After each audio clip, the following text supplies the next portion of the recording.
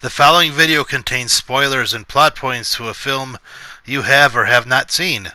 If you have seen the film, then feel free to watch the review. If you haven't, then stop right now, as you will get angered and I will ruin the film for you, and you will leave an angry comment. YouTube is not responsible and, most likely, does not condone the opinions of my reviews.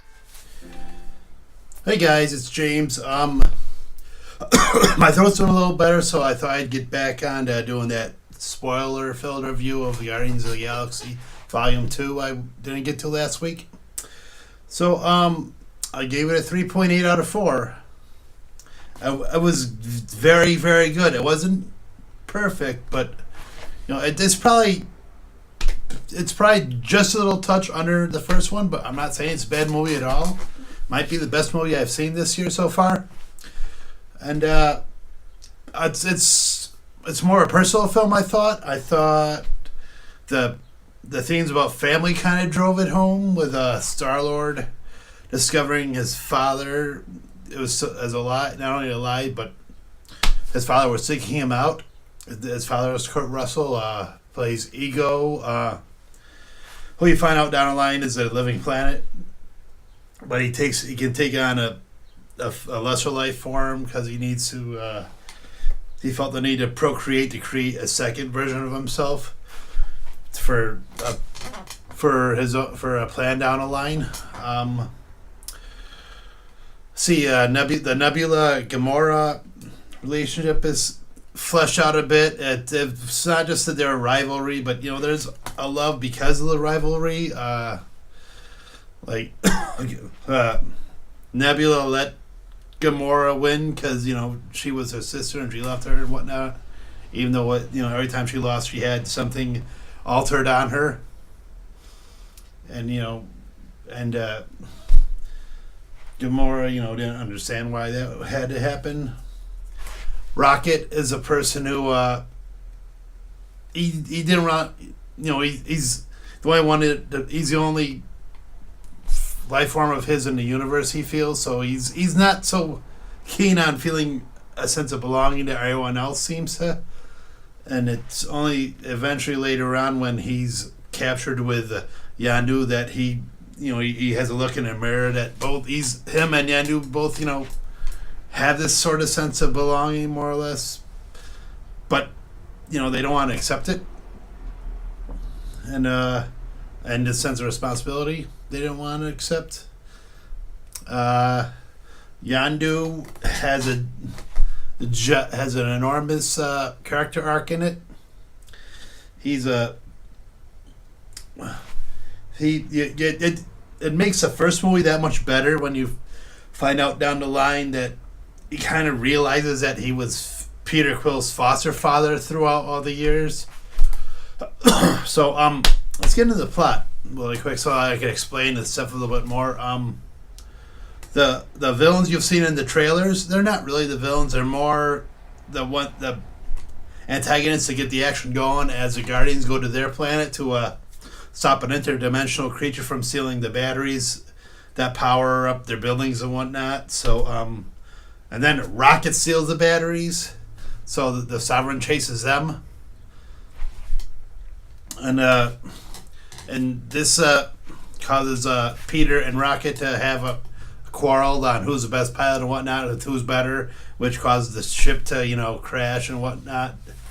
So while they're crashed, Peter's father, Ego, comes about and picks him up, and it's like, let me show you your heritage and whatnot. So Gamora and Drax go with him. On another side of the universe, Yandu is just relaxing with his group of Ravengers when he comes across another group of Ravengers who've basically let him know that remind him that he's been exiled because of trafficking and shouldering and whatnot. Meanwhile, there's a little faction inside of Yandu's Ravengers that decide he's not good enough, so it's time for a mutiny. So and they're also charged by the Sovereign to find the Guardians after they've escaped the Sovereign.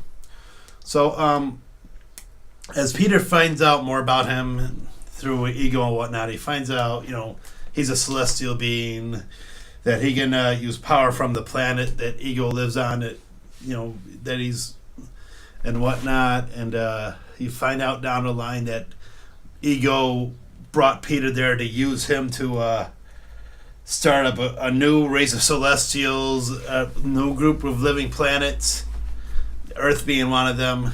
But he needed Peter to sacrifice himself and whatnot, or willingly do it. And during this, he finds out that Ego, was the cause of his mother's death, and that sent him on a rampage. Towards the end, and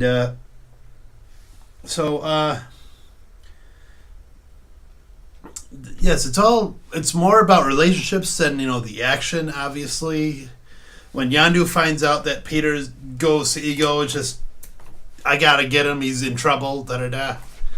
And towards the end, he comes to terms with the fact that even though he had Peter since he was a child, he did raise him. He raised him like a father and a son.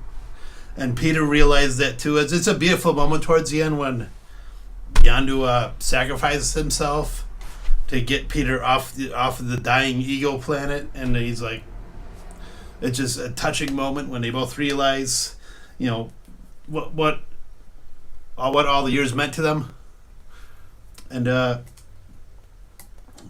it's heartbreaking. It makes you cry. Drax, he makes a friend with a character called Mantis, who's more or less used by Ego to help him get to sleep and relax and whatnot, because she's an empath and can read emotions and sometimes maybe alter emotions if need be. So that's basically her thing in the movie. Is she helps Rio relax, and eventually she uses it to stop him in a key moment. The Gamora Nebula conflict is pretty powerful. So but yeah, it's definitely about family. It's who's a true somebody that says, Yondu says, he may have been your father, boy, but he wasn't your daddy. Like, who's there for you? Who's there for you now? Who was there for you? Who wasn't there for you? Who did what? And everything comes to a head. And it makes the movie that much better. That it's more of it's part space opera. Yes, it takes place in space, but it's more personal. It's more emotional. It's more grounded, literally, than the many. It's the most emotional Marvel movie of the whole universe. So I'm looking forward to seeing it again. I don't know when that's going to happen, but right when I left, I decided I wanted to see it again. So I'll see it again really soon. Hopefully 3D. But yes, very, very good movie.